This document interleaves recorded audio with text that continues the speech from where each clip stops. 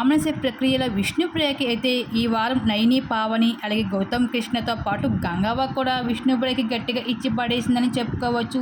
నీకు కాలు చేతులు బాగానే ఉన్నాయి కదా, మరి ఆటలు ఆడడానికి ఎందుకు నీకు అంత నొప్పి అంటూ ఈ విధంగా అయితే నామినేషన్ ప్రక్రియలో అయితే ఇచ్చి పడేస్తూ వచ్చేసింది గంగవ్వ విష్ణుప్రియకి. అయితే wild cards versus world contest అన్నట్లుగా అయితే మధ్యన ఫైర్ అయితే మామూలుగా లేదని చెప్పుకోవాలి ఈ నామినేషన్ ప్రక్రియలో.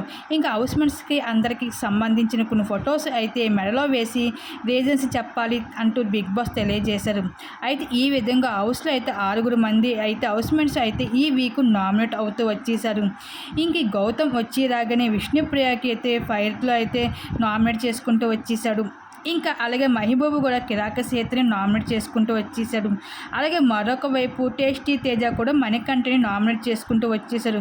ఆది తేజ అయితే పృథ్వీని నామినేట్ చేసుకుంటూ వచ్చేసారు. అలాగే గంగవ్వ కూడా విష్ణుప్రియని అయితే నామినేట్ చేసుకుంటూ వచ్చేసారు. ఇలా మొత్తానికి అయితే బిగ్ బాస్ హౌస్లో 6 మంది అయితే ఈ వారం నామినేట్ అవ్వడం జరిగింది.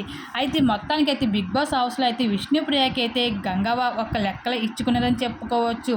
మరి నామినేషన్ ప్రక్రియలో గంగవ్వ విష్ణుప్రియ కోసం మాట్లాడిన విధానంపై మీరేమనుకుంటున్నారో మీ అభిప్రాయాన్ని తప్పకుండా కామెంట్ సెక్షన్లో షేర్ చేసుకోండి.